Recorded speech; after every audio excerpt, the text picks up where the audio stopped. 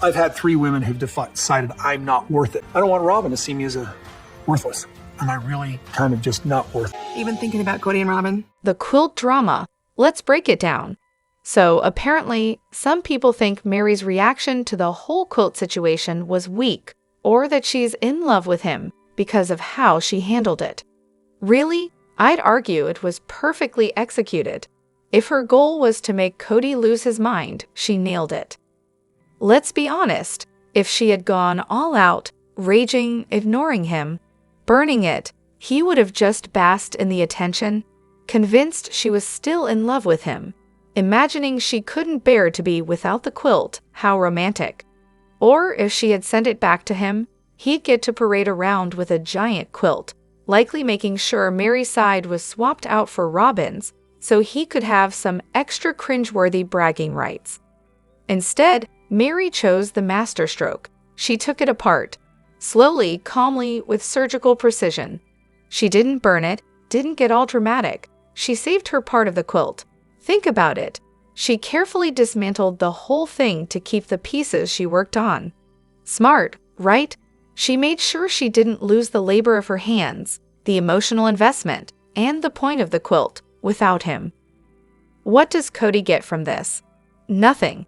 He doesn't get to feel the satisfaction of hurting her, nor does he get to tell himself she's still obsessing over him. No sad sob story, no rage, no pathetic validation. All he gets is a box of ragged t-shirt scraps. The ultimate burn without her lifting a finger. Chef's kiss, Meri. And that calm, no drama packing, it's the best sign that she's done. She's moved on. Meri's out here living her life, likely making a new quilt from shirts she collects as she travels the world, living her best life. Now, let's talk about Kody's other wives. When he said that, I swear he forgot Robyn is his only wife. Guess who he was really thinking about? Yeah, Robyn, the one who probably imagined in her head that Meri was still cuddling with that quilt at night. And oh, wouldn't it be nice to rip that little victory away? Robyn's got some issues with winning, doesn't she? But here's the real kicker. Kody probably can't even remember the quilt's existence, much less feel any sentiment about it. That thing is long forgotten in the sea of his narcissistic oblivion. Kody's list for Meri is starting to make a lot more sense upon a rewatch, now that we know she's mentioned it so many times. For starters, remember how vocal Meri was about her issues with Robyn in the early seasons? She made no secret of it.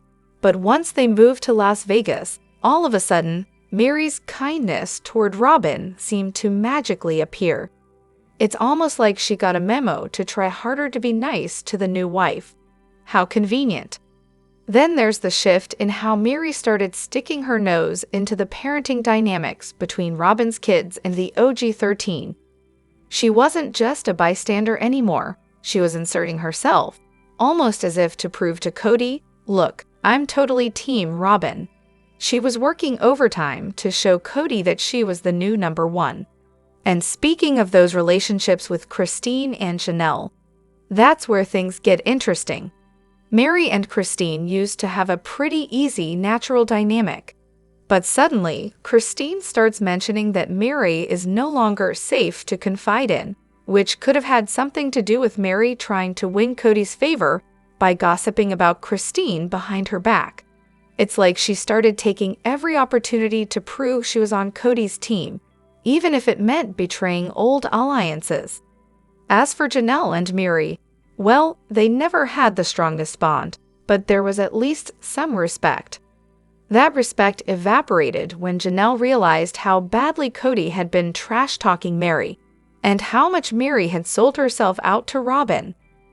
The last bit of mutual respect fizzled away, and with it, so did any real connection between them. Now, I'm not saying Meri's always been a saint. She's made her fair share of questionable decisions. But the real gut punch was when Kody set her off on this ridiculous mission to earn back his love. The poor woman went on a wild goose chase for validation, which only ended up isolating her more. She pushed away Leon, broke trust with Christine and Janelle, and even spent most of coronavirus locked away with Kody and Robyn, only for them to turn around and treat her like a pawn to be used for filming or money. If you ask me, Meri got played from all sides. Kody and Robyn used her just like that catfish did, and she was too vulnerable to see it coming. But you're absolutely right when you say Meri's relationships with Christine and Janelle predate Kody's involvement. In the early days, Meri and Christine were a tight-knit duo. Christine would vent about Kody and the kids, and Meri was her go-to. But as Kody's relationship with Meri grew more openly strained, she started playing both sides, especially behind the scenes. The real breaking point came when Christine was looking for emotional support and vented about how she was done, and it became clear Meri wasn't her friend anymore. As for Janelle and Meri, they were like co-workers forced to collaborate on a big project. Janelle didn't like Meri, but she respected that Meri was good at her role, even if she wasn't the most pleasant person to work with. Janelle knew that, despite everything, Meri was more reliable than Robyn, the newbie who was constantly showing up late and blowing the budget. In the end, Meri wasn't just the victim of Kody's manipulation. She was playing the game right alongside him, and it cost her everything. Rewatching that legal divorce episode, it's clear to me this whole thing wasn't Meri's idea. She was definitely pushed into it by Kody from the start.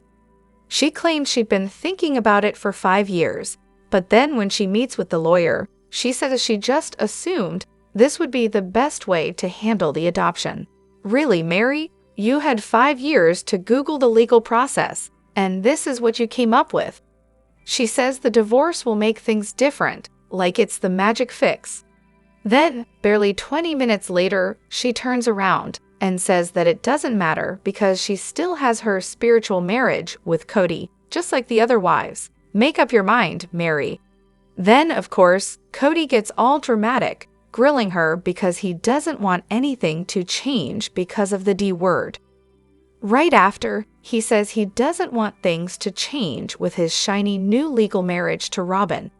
Classic Kody. And when Meri breaks the news to him, he says thanks, and Meri gives him that look like, yeah, you knew all along, didn't you? Janelle was spot on. Robyn and Kody are riding off into the sunset, leaving Meri in the dust. This whole divorce drama is just Kody's way of slowly pushing Meri out. She didn't quite get the hint that he was done with her. Even the lawyer could tell Meri wasn't fully on board with this, asking, "Are you sure you want this?" And don't even get me started on Preston. It's so frustrating that he's not allowed to speak up about all the nonsense Kody and Robyn have been spreading about him. Honestly, at this point, I find it hard to believe a word they say, given how much they lie. I honestly think Meri knew that once the legal divorce went through, Kody would stop trying. She hesitated because things were already on shaky ground between them. But agreeing to the divorce was probably her last-ditch effort to win him back, and it totally backfired. Kody just used it as a way to push her even farther away. I just can't with the hypocrisy anymore, so I finally caved and started watching the new season, and it's just gross, and surprise, surprise, the person really grating on my nerves. Robyn. I'm at the episode where Meri is moving, and Robyn's all boo-hoo. I'm so sad. I'm going to miss her. My poor kids are going to miss her. Blah, blah, blah. Then cut to Meri, who's saying she tried to text Robyn over and over to get together or let her see the kids. But Robyn always had an excuse, and Meri barely saw them for years.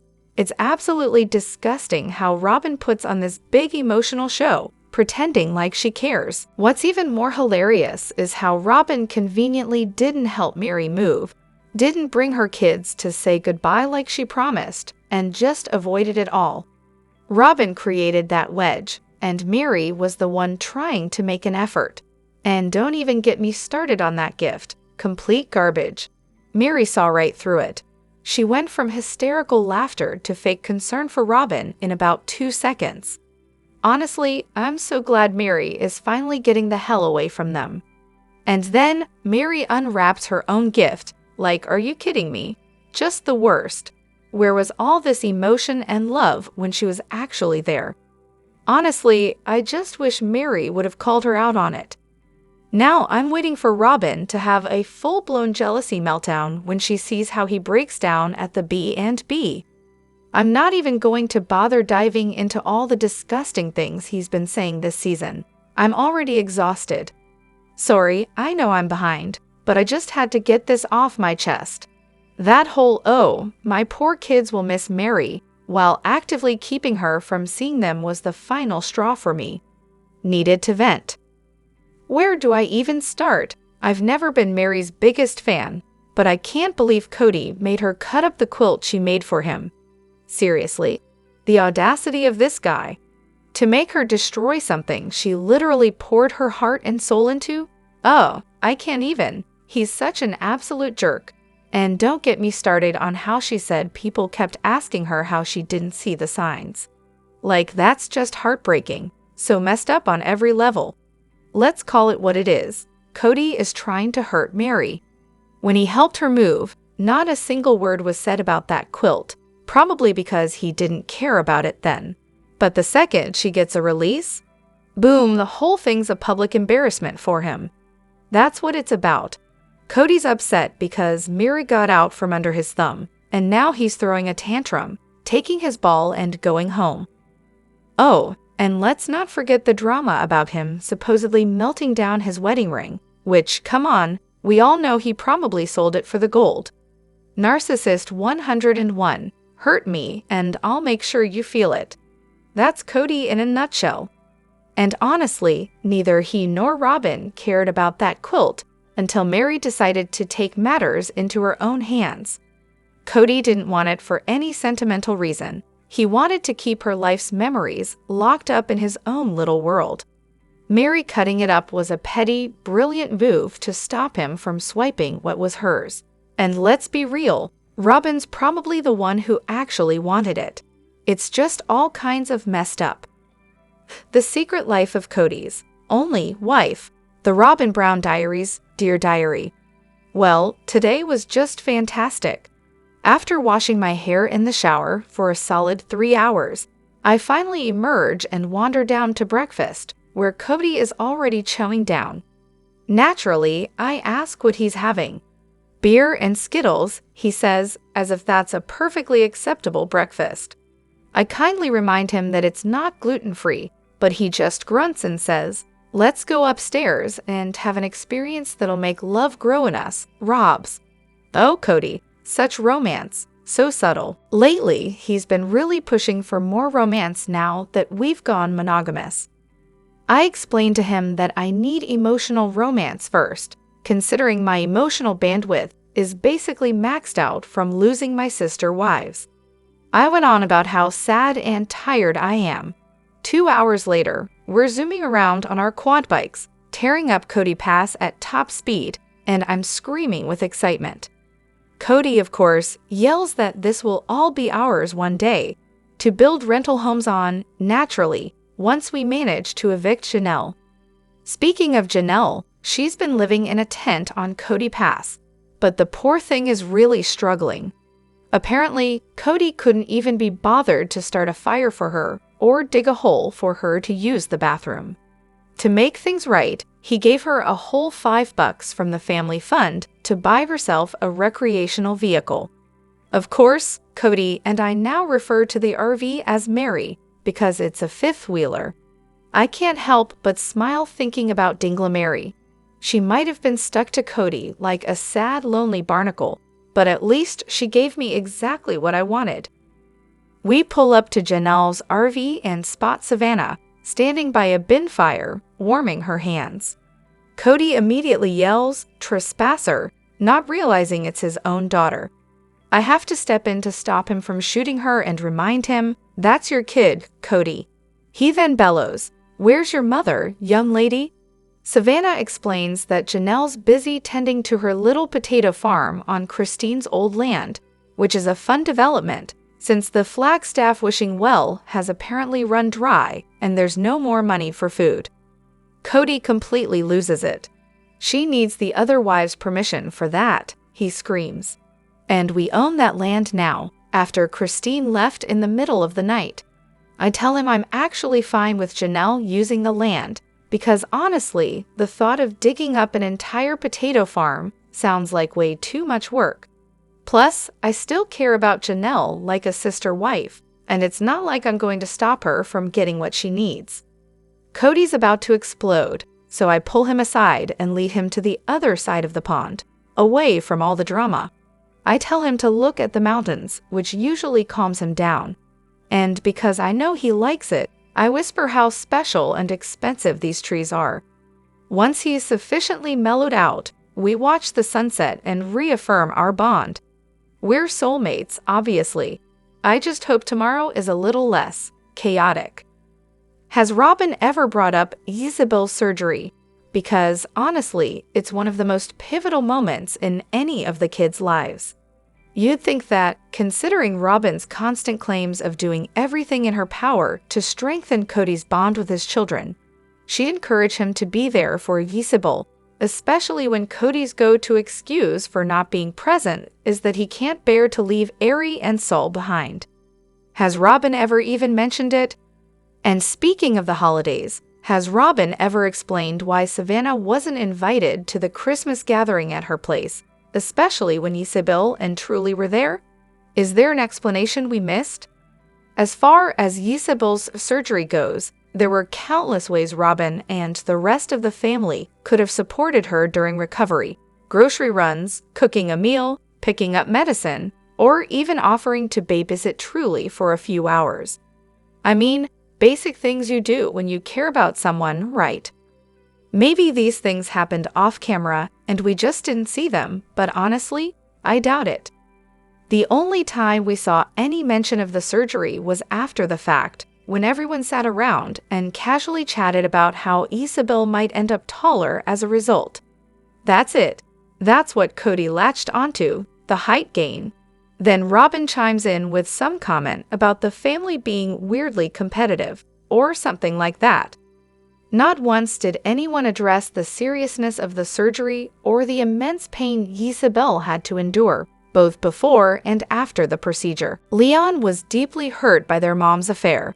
It's often brushed off by some people, with a quick dismissal that Meri did nothing wrong, or that it wasn't even cheating at all, but watching Leon's reaction and seeing those painful moments on screen makes it obvious that this was a huge shock and betrayal. The way Meri acted after everything came out only made it worse. Leon was clearly traumatized by the whole ordeal, but for some reason, no one seems to care about the emotional toll this took on them. It's as if the family's deep wound isn't even a factor in these discussions. No one seems to acknowledge that this was a massive blow to Leon, above all. A lot of people see Leon as a brat. I get it. They can be. So when they react to Meri's online affair, it's easy to dismiss it as just them throwing a tantrum. But really, Leon's reaction was completely justified. This wasn't just a bratty outburst, it was a normal response to one of their parents cheating. Yeah, Leon definitely has bratty moments, but that's not the whole story here. Leon pretty much confirmed that Meri dragged them into the whole catfish mess as it was happening. Leon was forced to take sides and even cover for their mom when it all blew up. They tried to warn Meri that it was a catfish situation, but she refused to listen, and instead, Leon got stuck in a really uncomfortable spot. So honestly, it's understandable that Leon is angry at Meri. They were put in an impossible position. So Christine and the family. I'm currently on my second rewatch of the older seasons, while also catching up on the latest episodes.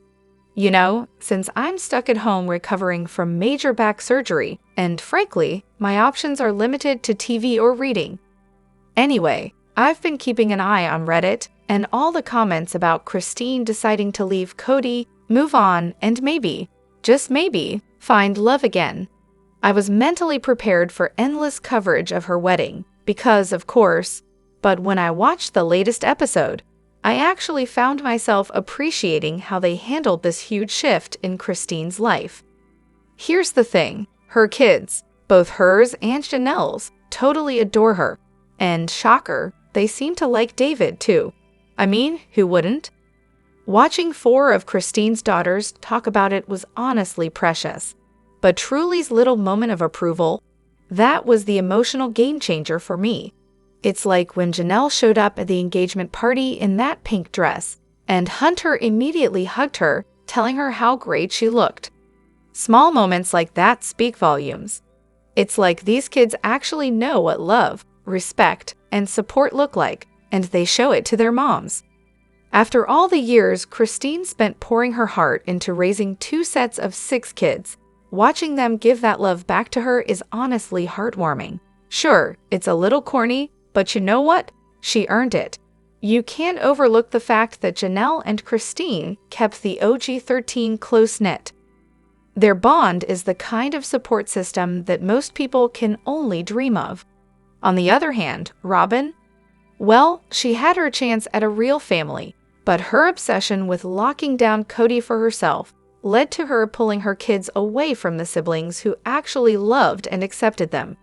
Classic move, right? And Kody? Let's not even go there on how he's just burned every bridge with his own family. But here's the thing. Once the dust settles and the wedding's over, I'd definitely keep watching if the show focused on Janelle and Christine's lives with their kids, grandkids, and, who knows, maybe even a little love story for Janelle. After all those years with a man who only had time for himself and his pretty, quiet wife, it honestly warms my heart to see these 2 women and their families thriving. They deserve it. Robyn could never be considered part of the core family in Vegas. I wonder how much that factored into her decision to move, instead of just letting Dayton attend UNLV. Back then, Maddie, Aspen, Logan, Mykelti, and maybe Peyton were all living in Vegas. So obviously, the true core family was the original group. During get-togethers and holidays, they were probably the ones who stole the spotlight and made everything about them.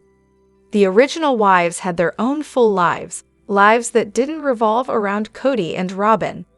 Then came the move to Flagstaff, and suddenly, Robyn's numbers were looking better, while the older kids were left behind. Robyn's comment about being salty that the OGs focus on their adult kids instead of her core family really made me think about this. It seems like Robyn spent her whole childhood being sidelined by her father's real family, and it's clear that messed her up.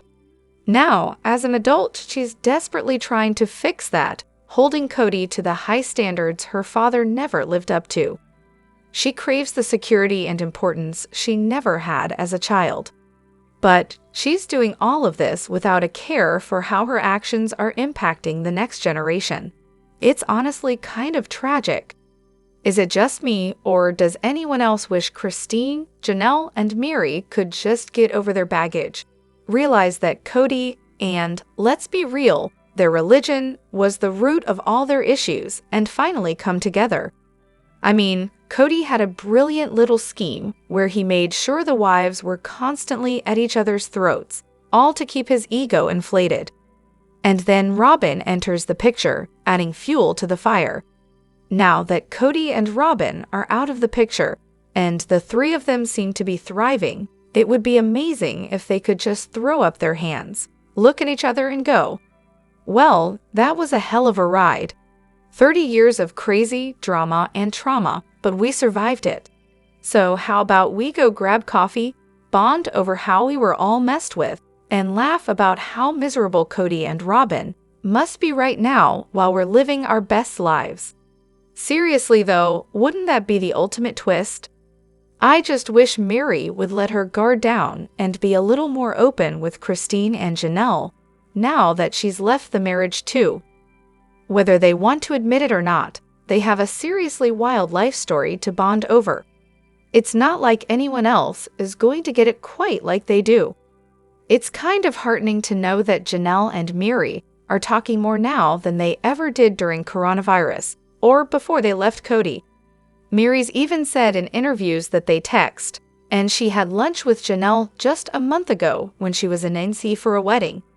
If they don't want to be best friends, fine. But imagine if they did all become besties. It would drive Kody absolutely bonkers and make Robyn green with envy. The thought of them thriving without him, chef's kiss. Too bad it's probably never going to happen, though. Honestly, though, their personalities are so different that they'd probably never have been a friend group under normal circumstances. Kody did such a good job of keeping them apart for so long. He wanted them to support his big family vision, but he sure didn't want them forming any alliances that might spill the tea about his shenanigans. So he turned them into rivals for 30 years. That's a lot to overcome. Robyn's take on the OG's adult children is just priceless. She told Kody, "I don't think you're the only one who changed," when he started grilling her about why she wanted to rewrite history. Oh, and they're really trying to paint Robyn as this innocent, wide-eyed flower, but we all know better. She's not a delicate bloom. She's more like poison ivy, itching to ruin everything around her. Then she drops this gem. "But you did love them, right? In the beginning? Can't you work it out with Janelle? I mean, she probably makes the most money." This woman is truly pathetic, beyond words. I've never been a fan of Meri. She's always struck me as selfish and crude, but now, seeing how Kody talks about her, I actually feel like she was just desperate for a little love and attention. As for Christine, don't get me started. I skip through her scenes faster than you can say virgin on prom night. But the real kicker? Robyn pretending like she didn't just blow up that family. She sits there in her confessional, all smug, saying they wanted to focus less on the main family and focus more on the kids who moved away. Okay. And the OG3 should just stop caring about their kids who've left home? Seriously? Robyn doesn't even let hers leave the house. But that doesn't mean they're not adults, capable of living their lives just like the other kids who are off doing their own thing.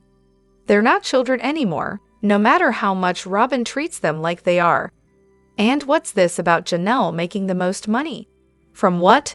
Those sketchy drinks she's peddling. Kody, was he always this insane, or did he just gradually spiral into it over time? I'm currently at season 18 of my first watch, and the transformation from season 1 Kody to now is honestly shocking.